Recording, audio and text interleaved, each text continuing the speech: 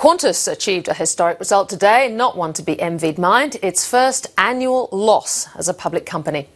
Qantas lost $245 million last financial year, a product of record fuel costs, industrial disputes and steep losses in its international business. The airline has also been forced to cancel an order for new Boeing Dreamliners. Simon Palin reports.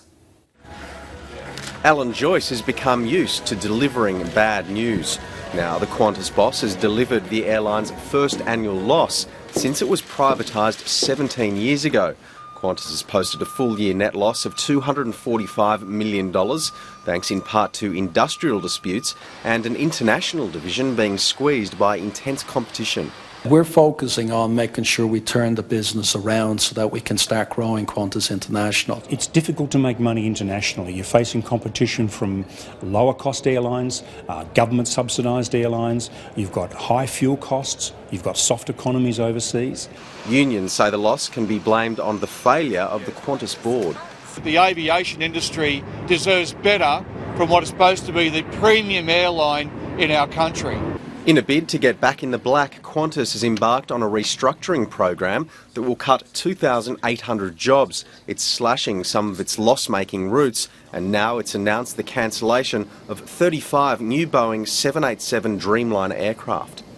Given lower growth requirements in this uncertain global context, firm commitments for 35 787-9s will be cancelled. This is good for their books, good for their bottom line. But big risks remain for Qantas. There's rising competition in the domestic market and a rising fuel bill. Last year, fuel cost Qantas $4.3 billion. One former Qantas chief economist has some advice on how the airline can cut its fuel bill. They need to get rid of their fuel hedging because it's too risky. They need to take better advantage of a stronger Australian dollar when the oil price goes up.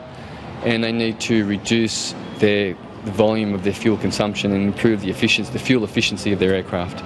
Qantas has said recently it's in talks with several airlines, including Emirates, about potential alliances to expose Qantas to new passengers. But no new light was shed on that today. You know, if they are to tie up with a carrier, Emirates is just a special. And if they don't try and grab onto Emirates, they'd be crazy. They're the best carrier for them. They've got 31 points in Europe. Qantas has 2.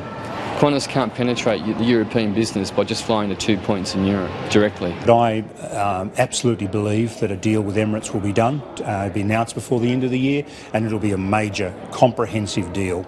Despite the annual loss, Qantas shares ended the day more than 2.5% higher.